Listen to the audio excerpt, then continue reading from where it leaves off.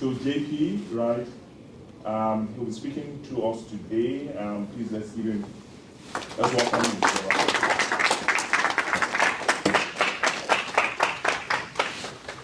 Well, thank you very much. Thank you guys for having me. I did send Jonah like 3 paragraphs or 3 pages of introduction. And then he was like, you know what, we don't have time for all of that. So today I introduce myself as JP, and then we'll go through some information. He's my tech expert, so this could go south very quickly, or he might be able to maintain. Let me see if this works. He's not up yet, so... Oh, it's not connected yet? Okay, so he's going to switch. But today what we're going to discuss is managing your finances as an international student. Now, I don't understand why I couldn't win. Like, you guys did not give me the answers. I need Tim Hortons for the year. Come on now. Like, why me? Like, I'm not part of the leadership. So, my first question, you can go back. I just want the fresh page. Okay. Yeah. To your slide, right? No, the top where it's like the topic. It's not important to know me. This information you're going to use for a long time. Me, I'm just like the one who goes sent for the message. And if you like the message, then you can like me. There's some of the message you won't like, so I'm going to dissociate myself. You guys remember the day you found out all your visa, all your stuff has cleared, everything? Do you remember that excitement? Yeah. It's not going to be like today. Today is going to be setting level expectations. But I'm happy that you guys got here. I just want to understand who I'm talking to and what you expect. So we'll talk about some challenges, talk about some opportunities, and also some big picture stuff. I'll introduce myself in a minute, but I want to understand what would you like to get from this talk on finances? Because I know there's some financial culture shock that happens once you touch down at YYZ and like the game begins. You can be, I promise not to report you to BMO or TD or whoever does your banking, but I was in banking for 14 years and I did every level. So from the front where you're serving credit cards and then loans and mortgages, investments, then I went to commercial. I did commercial for 2-3 years. I started writing policy, and then I was a program manager on my 14th year. And that's when I stopped to do this, which is financial education.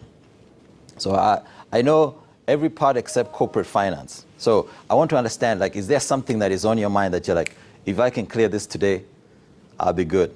So I'll take 3 questions because we don't have that much time. So it's first come, first serve. Credit cards, anyone? Okay, credit cards. I ran this on my Instagram, by the way, and credit cards was like 8 out of like 15 responses. It's like, nobody told me this was BS. Okay, so credit cards. What else? Loans. Okay, yeah. Investments. You're not talking about crypto, are you? Okay, we'll touch on that as well. Mortgage. Okay, so we have everything except that is on the credit side. So you see, like mortgage, loans, credit cards. That's on one side. Investments also on the other side. There's some day-to-day stuff, the operational stuff, like how you get away from the fees and how all that regular stuff. We're going to touch on that as well. But there's the other stuff, the long-term stuff. The biggest asset you're managing is your job. So we'll touch on that as well, because that's your source of cash flow. And I know you talk to people who are like, oh, a 9 to 5 is for all these people who are lame, you know what I'm saying? Like there's this vogue thing where it's like everybody wants to be a business person. Well, I did finance businesses, so I can tell you a little bit the truth about that. Okay, so we are going to get started. Then I introduce myself. Oh, shout out my tech person. Okay, so myself, I'm from Rwanda. So when they were mentioning other countries, I wanted to say, hey, I know Kenya's in the house, but Rwanda's in the house too. So who's in their first year and who's in their second year? First year. First year. Second year? And does that mean you have 2 more years to go? No. It means you're wrapping up the program? So it's a 2-year program. Okay. So you're graduating June 2024. Okay. Oh, this is going to be very relevant for you. All right, so link me in. I'm just gonna. Am I in? Okay, that's it. Oh, okay, my bad. Oh, no, it is. So, take me back one slide. So, yeah, the only thing to know about me is that I've traveled a lot. I've gone to all over parts of Africa. Shout out Kenya. Who's from Kenya, by the way? She's not here. She's not here. Oh, okay. Yeah, Kenya, Tanzania, stayed there for a while. Originally, I'm from Rwanda, so I've been a refugee since 1994. As you are all aware, we had our genocide at that time. So since 94 to when I got my citizenship in 2013, it was 19 years of being a refugee. So, yeah, that was an experience that shaped the need to tell my story. And that's the reason why I want to emphasize that when I had the conversation with Jonah, obviously we met at CASA, but my approach to how I'm teaching financial wellness is you have to be able to tell your story. And partially, the temptation once you get to Canada, that visa's approved, you have that cousin who went to UK, 3 weeks later they're changing their accent and they're speaking like mate this, yes, that's exciting because everybody wants to assimilate. But I'm telling you right now, assimilation, there is some benefits to it, as in like people not looking at your food different while you're at the office. But the power of your story is going to be what separates you from what's available in the marketplace. So I need you to understand that it's not just finances, where do I put my $20, $30, or what the case might be. It's also putting your story in what you're offering to the market as an employee or as a leader. And leadership gets actually paid premium. So when you're thinking about your story, think about like partially, our food. Our food defines who we are. I don't know if there are some Ghanaians and Nigerians and they have to sit apart because, that food war is active and ongoing. But your food sometimes brings you that sense of happiness that, it can bring you back to home, get closer to putting your feet on the ground. That is very important. Now you come back here and you find out there's a lot of cheese and a lot of all of this and that. They take bread and they put two things in and now that's food. And then they eat it for dinner and you're like, okay, so where's the food? You're like, no, that's a sandwich. You're like, no, there was bread and then you put lettuce and then meat and then that's not food. Like where's the rice? Where's the sauce? Yeah. So make sure that as you go forward in the labor market and you're selling your skills, you don't confuse that with like, I don't need to tell my story. I want to be as undifferentiated as possible. The reason why I'm saying that now is because I tried the other way. One of the special things about me is that I've probably done every single mistake you are going to make, and then maybe you go further with the mistakes, but I doubt it because I can make mistakes very quickly. So as you go into the marketplace, just know that your differentiation is what you can understand. Like for me, it has been very fruitful being a financial educator because I've been a refugee. The idea that I have been broke before and I have also invested in some scams before has, like, did I hit on? So somebody has tasted a scam before, but we'll get to that. So I started the movement called Strive. You owe it to yourself. So this is the idea that every day you're pushing, just because you're not perfect, every day you're pushing one step closer to who you're supposed to be. And in that, I partnered with MoneyWise Workplaces, and I'm the vice president for client success there, because we're trying to bring this to like bigger organizations. So we have a suite of education services, and we put them in, let's say, like right now, BMO. If you log into their website and you're an employee, there's an employee side where you can access courses for financial education. So that's the enterprise stuff. I also have an organization that I run with a couple of my Zimbabwean partners that places individuals into different tech companies. It's called Sumos Consulting. If you're ever looking for a job, feel free to take my contact. There'll be a card at the end. You can reach out to me, ask some questions. I try to be available. Jonah knows I will try to make it. If I miss it, I'll try to make it up for it. So I'm glad I'm here. So The power of financial wellness. So we're going to get into the subject matter. If you have a question, make sure you stop me immediately. There is no need to be too formal. If at least one person understands what I came to present today, I've succeeded. And there's a lot of people, so I'm liking my chances. And she's definitely there because, you know, if she's been got by a scam, she's really going to be paying attention. So peace of mind, this will conflict with all the things that once that visa got approved, you came here to flourish, to prosper. You're like, okay, I'm going to Canada, give me 2 years, I'll come back with the bag. Not the small bag, the big bag. Now you arrive here, find out, hey, what's that thing, quack, quack, quack? Yeah, so the economy is not quite what they said it was, but when you work on financial wellness and some of the tips that I'll give today, you will at least have peace of mind that you're going in the right direction.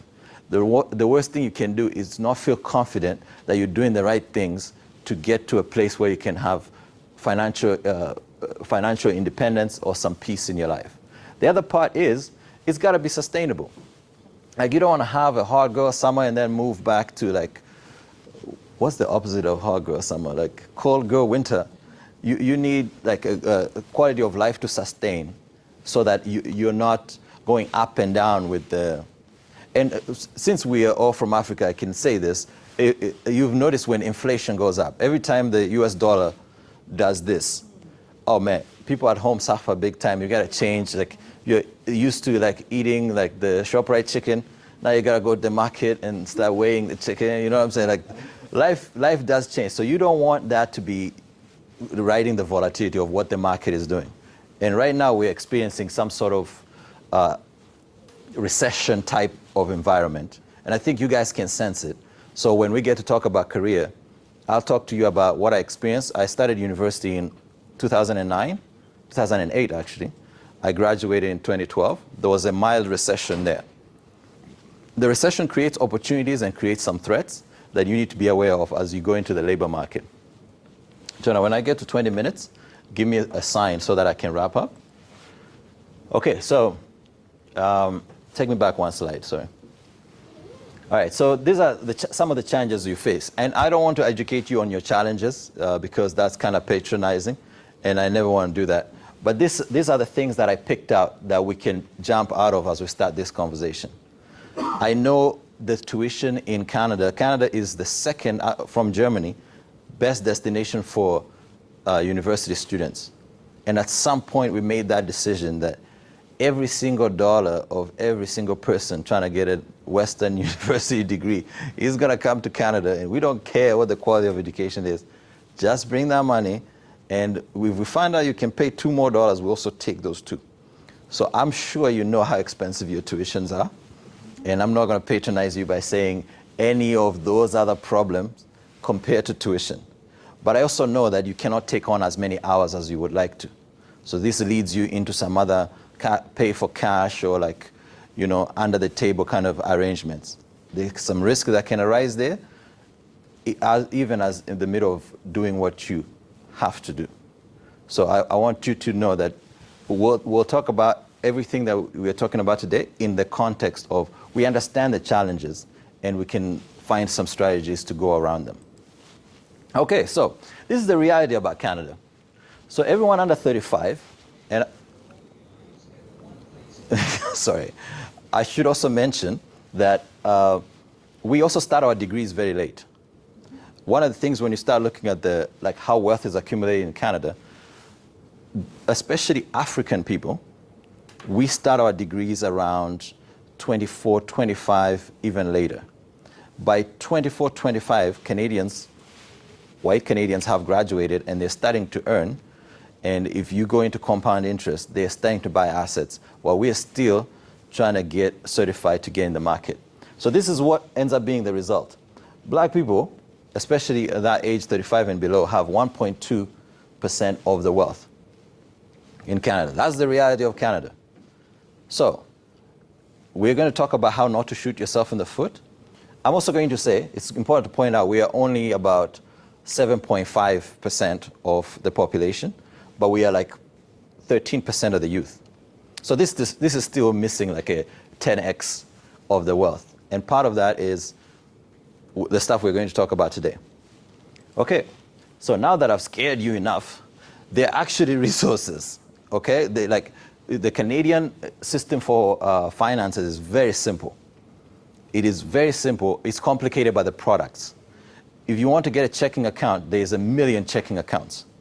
But getting a checking account, the only thing you have to watch for is just not pay any fees, right? Like it's not that complicated. If you want to set it up better, give me an overdraft payment so that if one day the economy is not doing what it's supposed to do and my rent comes through, no one charges me $48 for bouncing a check. So those are the only two things you need to do in a checking account. And where can you find, so Credit Canada has a lot of resources. Your campus has student support. This is very important, especially as you're looking for bursaries, as you're going through. Make sure you utilize that. And that also includes using your healthcare, especially those people who are getting out of your second year. No one will tell you this, but I know this for sure. Whatever that healthcare you've paid for, go and get your dental stuff cleaned, your ear, like whatever medical stuff you need to do on that healthcare, do it now. That's financial guidance for you. Like it's not always about let's buy Bitcoin. We will get to Bitcoin. Community programs. So there are a lot of community programs. CASA does provide some. BPTN. There are a lot of community programs, but you have to seek them out. One way to make sure you get lost in this economy is to be a lone wolf, right? If you decide to do this by yourself, you can do it. You can lock your bedroom and try to create something magical that the world will be irresistible to the world. Some musicians actually break through and do that.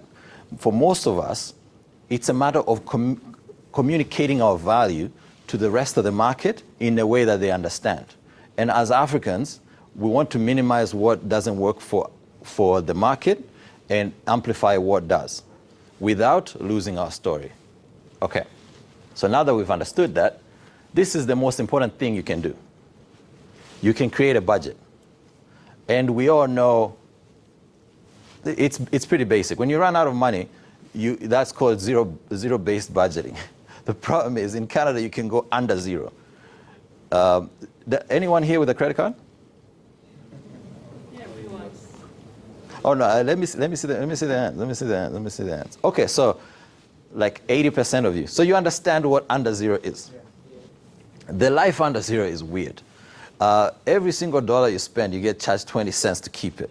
So the first thing you can do for yourself is create a budget. This is a simple plan. And the only reason you want to create a budget is to live below your means so you can create savings. It doesn't matter how much money you make. If you spend 100%, you are living above your means. That savings part is non-negotiable and not optional, no matter what. And sometimes, yes, it might not be there, but approach it as the last thing you cut. Because you're assuming if that money can be saved, then tomorrow can be better. If you're spending 100%, you're already overextending yourself. You'd rather take on one more hour, one more job, than spend that savings money. And the typical savings, so in Canada, we are about 7%. So the good thing I'll tell you about Canadians, they're not very good at money either. We have 14 trillion in mutual funds, the most expensive investment vehicles, while the other cheaper, same investment vehicles are free. So the Canadians are not very good. So if you handle your business correctly, you're going to surpass people who have been here a long time doing absolutely all these up and down things Canadians do. So track your expenses. One of the things that you'll notice once you start tracking is that all those free trials that you tried, you know, that time that you were about to do that thing with that free software or that AI that you signed up for, that you are about to chat GPT your exercises. Yeah, you'll find that when you start tracking your expenses. And if you're going to spend your money, even overspending, at least spend it or overspend it on something you really care about. Don't just let it be something that takes from your account. Your gym membership. I can see all you are working out. But if you're not working out at the gym, then cancel the gym membership and actually use your campus, or, like, go outside, do some, running, walking, whatever it is. Just make sure that you don't have things like little termites just eating your money in your account. Whenever you get a credit card, this is what starts happening. Because as research shows, you spend twice as much on your credit card as you would if you were spending in cash. Part of that is because it's painless. When that trial period expires, nobody calls you to say, hey, listen, you can't afford this. No, it just charges. And for you to cancel, you have to use that month and then cancel the next month. So you didn't do it in 7 days. Somebody's saying you're going to do better in 38 days. I call BS, but that's just me. Now, the discounts, this is also from your university and your status as a student. If you're a student and you're going anywhere, you're going to CN Tower, you're going to different places. As you experience Canada, make sure there are no students' discounts first. Every single person has a student discount. And if you cannot find it, just look a little bit harder or like call someone. Don't pay full price if you don't have to, even if what you're paying I disagree with. And you'll find I disagree with a lot of spending. But it doesn't have to go there. Even if the spending is terrible, just make sure you get a discount on it. Okay, so this is the first 3 steps of having financial wellness in Canada. Establishing your credit history, student loans, and then long-term financial health. I put student loans there because obviously you guys are students. It's not going to be very, very long, but who wants to stay in Canada when it's all said and done? Let me see your hands. Who wants to stay? Who wants to not stay? It sounds like that was the right question. So everybody wants to stay. Okay, perfect. So the one thing that it's impossible to overemphasize is your credit history. At some point in your Canadian life, it's going to boil down to your credit score and credit history. So this is very important. So if you miss nothing else, make sure you protect your credit history. And sometimes when we're getting into this quick, fast money, you'll see a lot of Africans targeting a lot of Africans on these quick, fast scams. And they're telling you about those laws like, oh, actually, there's this, people say Canadians don't have to pay loans back anymore. And actually, if we take this 100,000 and we do this and we send it at home, it'll be 200 by next time. If you've heard that, somebody's trying to destroy your credit history. Like if it is quick, fast, and rich, already you're too far. That's like an automatic hang-up. Take it from me. And the second part is you can monitor it. TransUnion and Equifax are the 2 companies that monitor Canadian credit scores. And they calculate it in proprietary mechanisms, they say. But we know a little bit of how that works. So I just wanted to bring this back to say that part right there, the credit history, will explain, if you look at how low black people's credit histories are, credit scores, it would explain the wealth gap. Once you start getting your credit correctly, then you can acquire assets with leverage. If you don't have the credit, and once you look at how much we get paid, that's a slide below, you understand we don't have the credit and we get paid less. I forgot to put this, but I posted it on, Black History Month, how people get underpaid. So I'm just going to digress a little bit and tell you the story of how black people get underpaid. So once people graduate high school, junior high, everybody gets paid the same. Once that 15-year marker is hit in Canada, black youth see all their salaries start to go down. And when you separate that, it's actually black men. So by the time you hit college, black women are kind of still indexing, like maybe 8-9% below white and other. But once you finish college, then that's when you see black men's salaries go down, black women start to go down, and then management gaps start to develop. And in the past 60 years, since 1948, 58, something, no one has gotten a pay raise except people in the 1%, adjusted for inflation. Every single person under that one, like 99th percentile has not gotten an inflation-adjusted raise.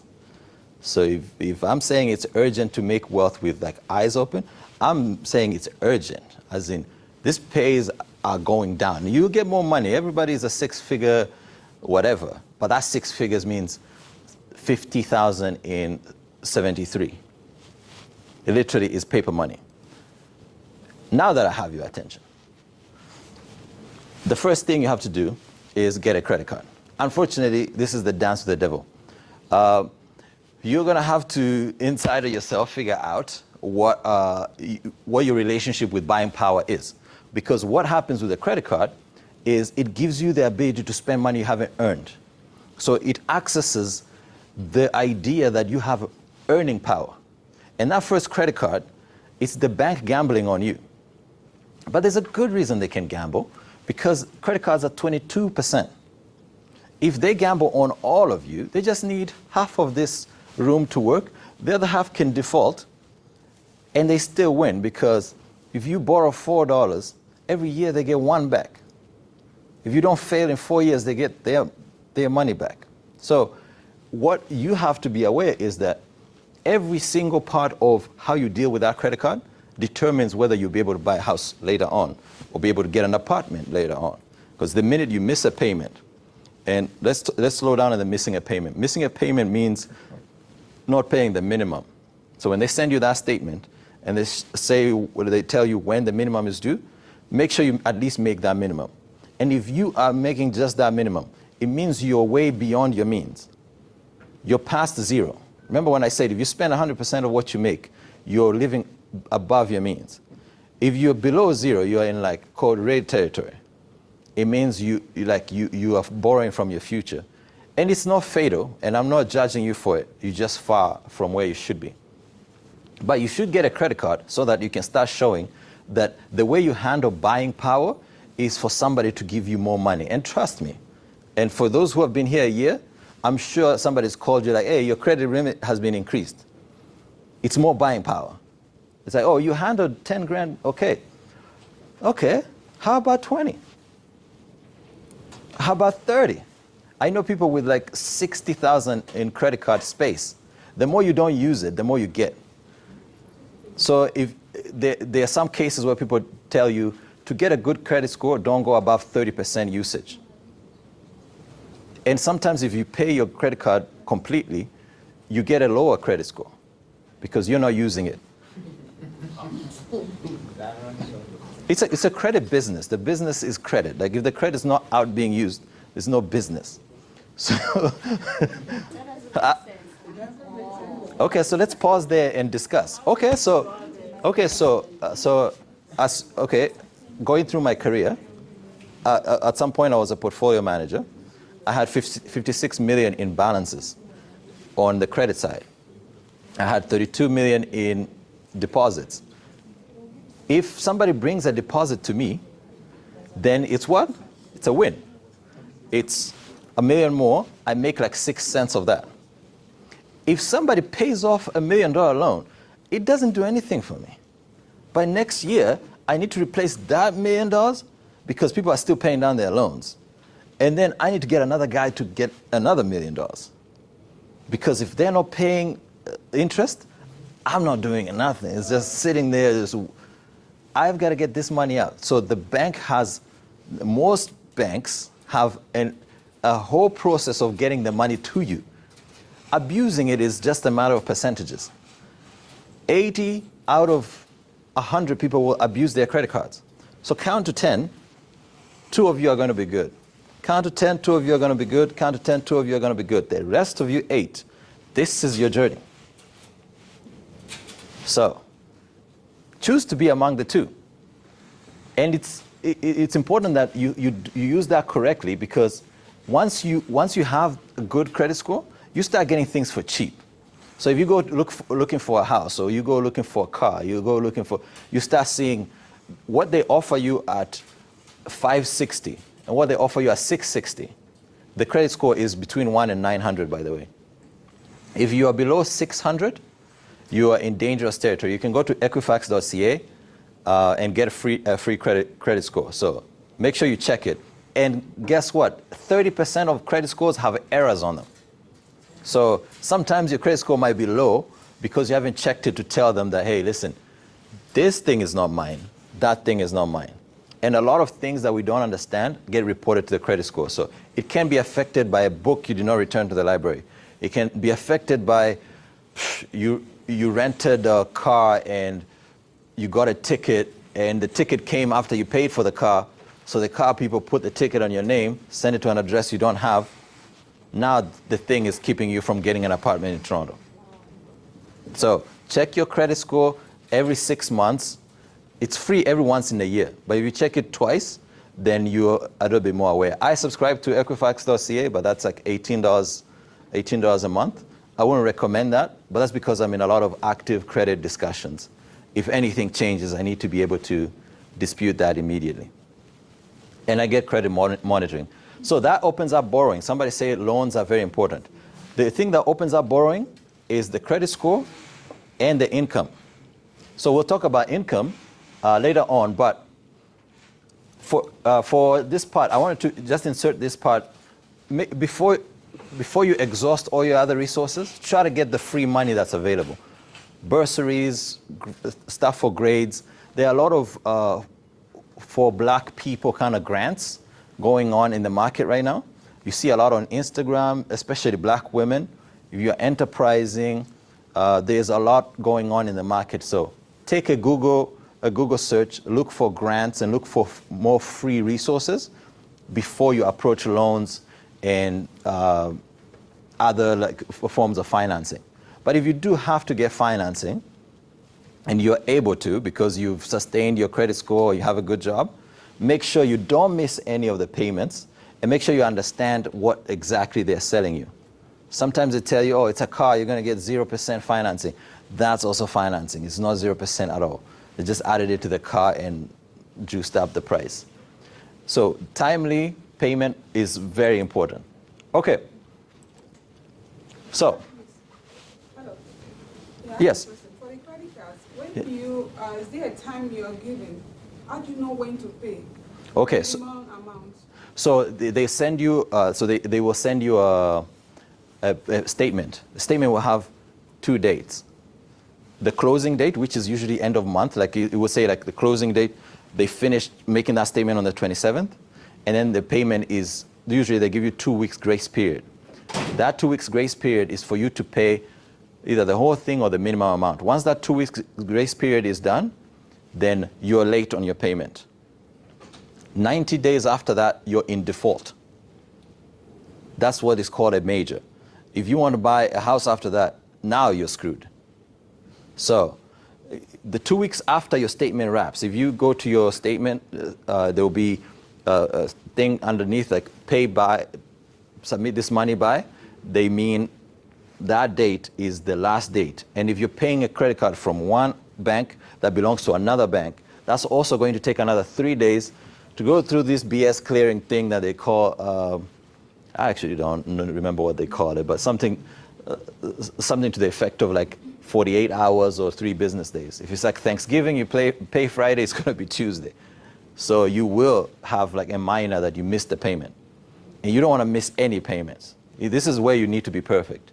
If they tell you $15, but you owe like 300, pay that $15. Ain't no shame in your game. Like don't buy the whole, I'm going to wait until I have it. No, just do that minimum payment.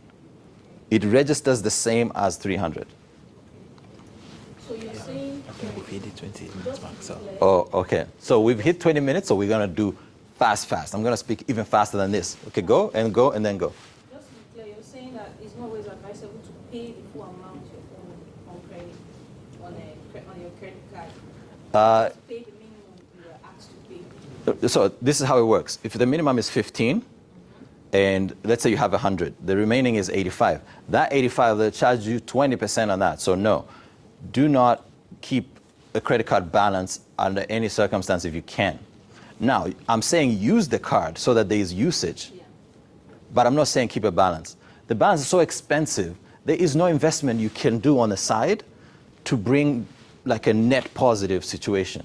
So don't keep the balance, but don't miss the minimum payment. So based on percentage, because you said you worked credit, so Yeah. based on percentage, how would you, if that's on the $1,000 credit card, Yeah. how much would you recommend someone spends during, also factoring in, you are going to pay it back at the end of the month constantly? How much would you say someone should spend monthly? Okay, so the thing that goes around the market is a third. So let's say if you have 1,000, use 300. But I would never recommend spending as a target to do this financial like Dougie. You know, you're like you're doing the dance with it. No, don't do the dance with credit. There are some things that you for sure should target to spend on your credit, especially if you're getting cash back or you're getting some rewards. But don't spend what you don't need to spend that is out of your budget just to get to a third.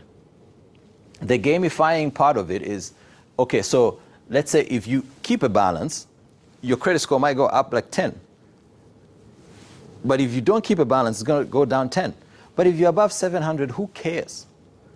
Like you're going to pay for that extra 10 by taking 20% off your money? Nah, that's just like playing yourself.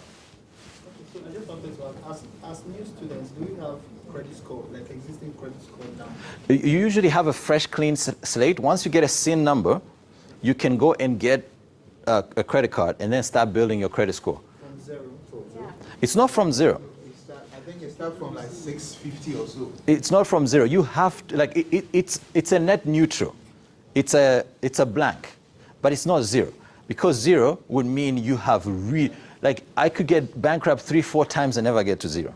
Zero is so far, but once you cross 500 or 550, it might as well be zero. So you start around 600, and if you start messing it up, then you can quickly get to 550, which is where you don't want to be. But if you do it well, because you start at 600, 6 something, you can get to 700, which is credit heaven. Another question? Okay, so I'm going to quickly go and wrap. So this is what we're going to talk about. 38% of Canadian wealth is in real estate. Okay? And just to give you an idea of how black people are doing, black people have 44% of households owning real estate. The Chinese have 89. So the stuff I was talking about messing up your credit now comes up here. We have, if you look at credit scores, we have really messed up credit. And when we go to the job market, we don't get compensated enough because, like what I said, once you are out of university, you start to drop. And then we also have extended families that are in inappropriate housing, which comes in on the back end when you need to support your family as opposed to save for a down payment. So you have to be very diligent in building up yourself. But all of this, like, so general Canadians are 72%, which means there are systems to be done to go ahead of the general population. And we can talk about those. Now, people who are not Canadians, there's a prohibition thing going on right now. It's funny, but they literally just passed it. In the next 2 years, you cannot buy houses around big metropolitan places, but you can buy cottages and you can buy small towns, not over 500,000. Just some shenanigans. Politicians not resisting easy solutions, but that's because we are in a housing crisis. The housing crisis came about because we don't have enough supply for people to actually live in the place they work. Partially because we let the credit get out of control, and then all the corporations bought all these houses. Now they use them for rent. All right, so career advancement. The biggest asset you're going to manage is your career. Don't let anybody trick you out of a 9-to-5. A 9-to-5 is a great source of revenue. Now, I quit a 9-to-5, and I miss having a regular paycheck every 2 weeks. But there are three things that you need to do. First of all, you need to get started, especially now that you're in a compressed environment where you have 2 years. Get started doing something. Most of you have skills from home. Try to display them somehow, even if you have to volunteer. Try to display them somehow. The person you're going to meet at the volunteering spot is going to be your mentor, your sponsor, or part of your network. That's how you start ingratiating yourself. And I have a friend who almost got deported, and if it wasn't for his networking, like literally one of the minister was his friend. He was a guy from Senegal. and the deportation order had already been given. But because he had been networking, like when I was in university, I was a vice president for student issues, and I sat on the board for the Canadian Federation of Students. I don't know if you guys have heard of it, but those are two big bodies of students. And this guy, like we used to network, go around, we go to Ottawa and do things. That network saved him from being deported. Now he works at the High Court. So it's impossible for me to emphasize that you have to let your light shine. Whatever you brought your experience from home, tell that story. That story is you. That story is marketable. That story is how people remember you. If I come to you and tell you, oh, I'm from Hamilton, I went to regular school, did regular thing, I'm now doing regular thing, you're just gonna regular go away. You know what I'm saying? Like, but because there's a little bit of insecurity that we've been socialized to accept, we end up trying to play down our Africanness. Or like, oh, you've heard that story, like if you make it to the C-suite, the executive suite, make sure you don't dance. You know what I'm saying? Like if you're walking to the elevator and they start playing on Malay somewhere, and you're like, yeah, I can't dance. Like, you're holding your jacket. But just let that light shine, because that story is how you're going to be remembered. And networking is part of the remembering, like all of networking is a remembering business. So, and convert your foreign experience, certify. If you have, let's say if you're an accountant or you did some accounting and there's like a diploma you can do either off market or in the school market, certify it, go and get it done. It doesn't matter if you're working 40 hours and then you're doing school 30 hours and this is going to cost you another 30 hours. Certify quickly. Especially if you have 2 years, certify quickly. You have to brand publicly. Jonah does this. Post on LinkedIn. Let people know what you think about your industry that you're trying to, get in. People will hate it or love it, but they can't ignore it. But you know what's not going to do anything? Not saying nothing. Good way to not do anything is not say anything. Even if it's controversial, say it. Except there are some controversial things that if you say it, yeah, we're going through the Israeli conflict. Yeah, save that. Don't comment on that. So yeah, brand publicly. And then do free work. I'm doing free work right now. Actually, John, are you paying? See? No, so this allows you to be in practice of the stuff that you want to do. And I think Jonah is trying to get me off stage, but let me conclude with this. When you're doing investments, I'm doing this for my guy over there. When you're doing investments, just be mindful that Canada is full of people trying to take advantage of you. From the certified people, the CFA, people like me, CPAs, everybody's selling fees. So when you're going into the market, make sure you understand every single one is looking for fees.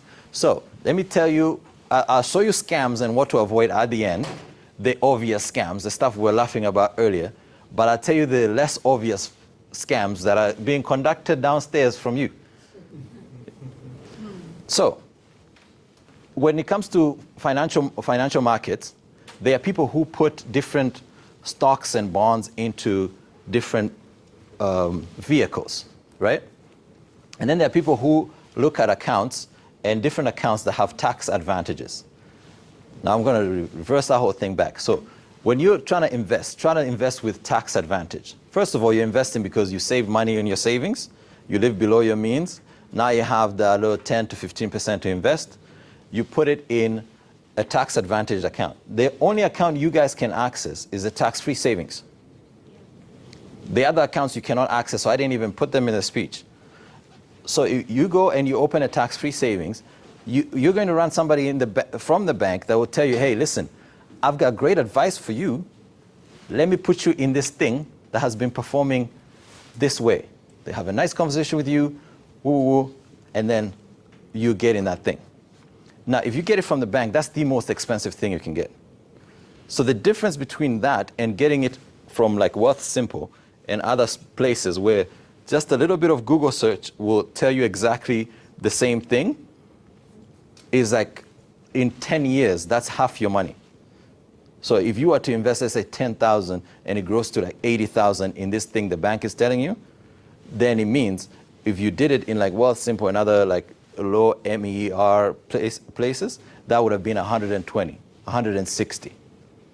So they're selling you fees, even though you won't feel it. It's kind of like the trial period thing. So when you're going to invest, make sure you arm yourself with, don't sign the thing today.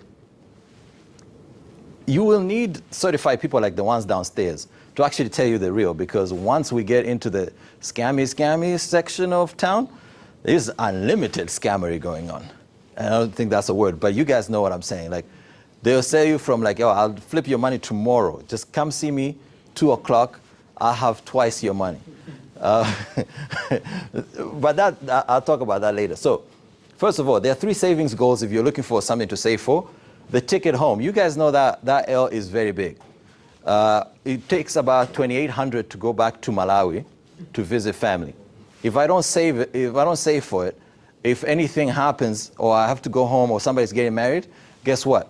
Now I'm in a pinch. Now the ticket is on a credit card. Now I'm paying the ticket 20% every month. You see, like, the unpreparedness ends up costing you. That ticket is already a big L you're taking. But if you're unprepared and you put it on a credit card, now that's compounding. That's compounding. And then the down payment. All of you said you want to stay. You're going to need a down payment for the house. I told you black people are behind like what, 54%? This is one of the issues. If we don't save for the down payments, we don't get into the houses, because once a crisis hits, all that we've been saving shifts to the house, to the family, to the extended family. So these are some goals you can start saving. Emergency fund. In finance, we call this like the emergency fund, because you put 6 months of your expenses once you know how much your run rate is, so that if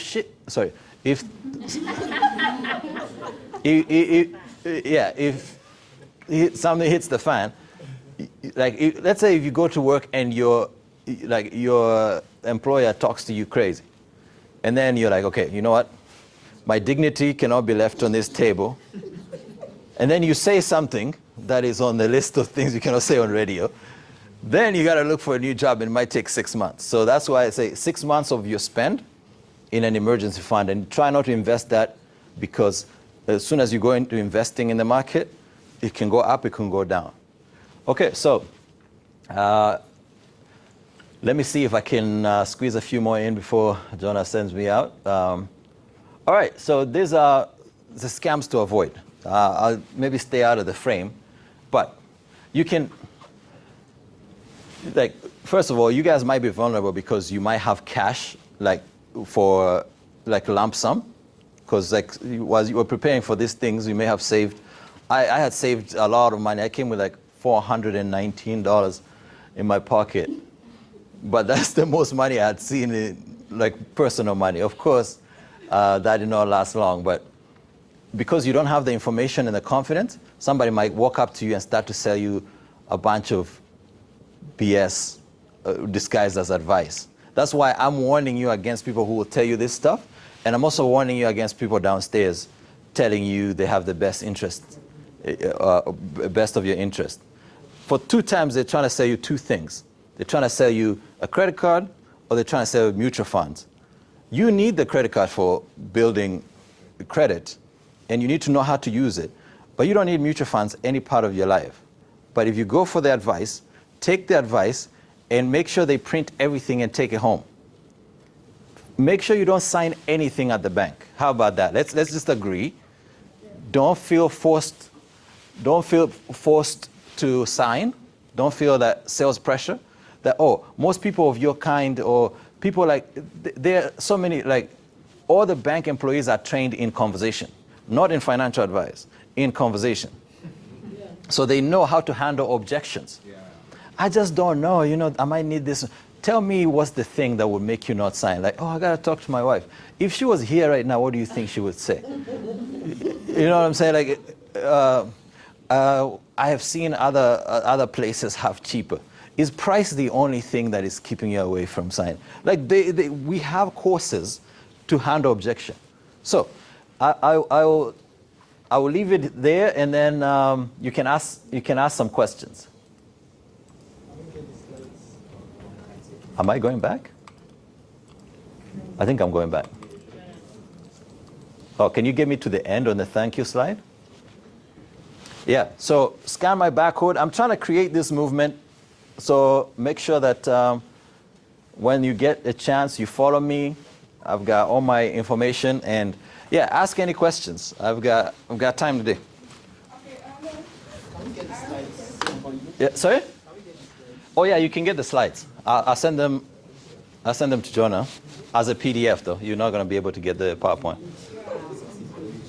Yes, yeah. so why do you advise against mutual funds? So there's a thing called MER, Management Expense Ratios. So to explain that, I would like to say, okay, so when you're buying companies, right? Let's say if you wanted to buy banks, because you're like, oh, Canadian banks do very well because they're protected by the government. The whole thing makes sense. You're like, okay, so I'm going to buy RBC, BMO, TD, National Bank, Scotia. There are some firms that put those stocks in something you can buy. And that part there, they're putting them together, is what they charge for as a securitization. That's what they put, that's what they charge to secure them. Now, there's a person who goes and buys that and says, I'm going to rebalance it for you every time it gets out of order. If TD does too well, I'm going to remove, because like how much percent? Like let's say you say everything 20%, 20%, 20%. That's where the management expense ratio comes from.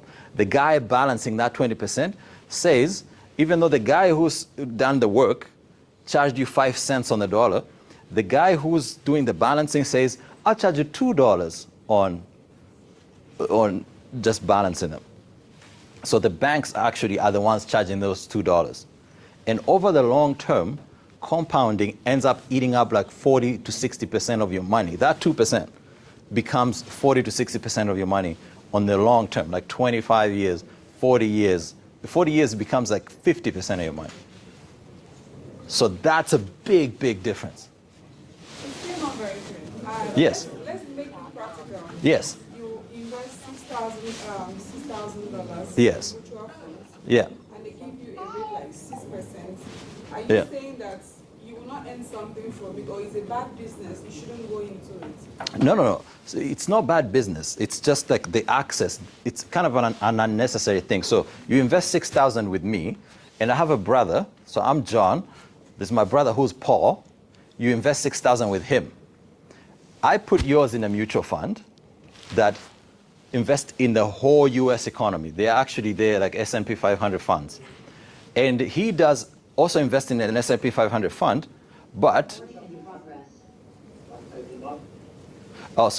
but he puts it in the market, similar thing, right? But there's no management like MER. Then I'm paying for your money, so I put it in a mutual fund. I'm paying that 2% on top of the 20 cents that they charged me to actually do the 3 minutes. Okay, on top of the thing they charged me to put the stocks together. He's not paying that 2%. When it's 15 years from now, you ask me, give me my investment back, I'll have a good return for you. I'll be like, hey, listen, look, your 6,000 is now 11. But because he did not pay 2%, he's going to give you 15. So both are good because, first of all, your savings habits were good. You're able to put money to the side. And your ability to seek help was good. You're able to go to somebody who can provide for you help. Sometimes you struggle on that. But when the rubber needed to meet the road, they end up buying the wrong stuff for you because they added that extra 2%. That extra 2% right now, the biggest fund in Canada is 1.2 trillion, and it's 2.07. And it underperforms the fund that Vanguard runs of the same exact large cap equity that charges 0.04. So Canadians don't really indulge in going in that detail. But like I said, we have so much catching up to do. I don't think we can leave this to chance. If it was a situation where we start in the future, we come to the forward, where you're talking to John, who's giving you 14,000, 11,000, and you're like, oh, thank you, I like this money, and then Paul is giving you 15, would you go back and choose the same thing?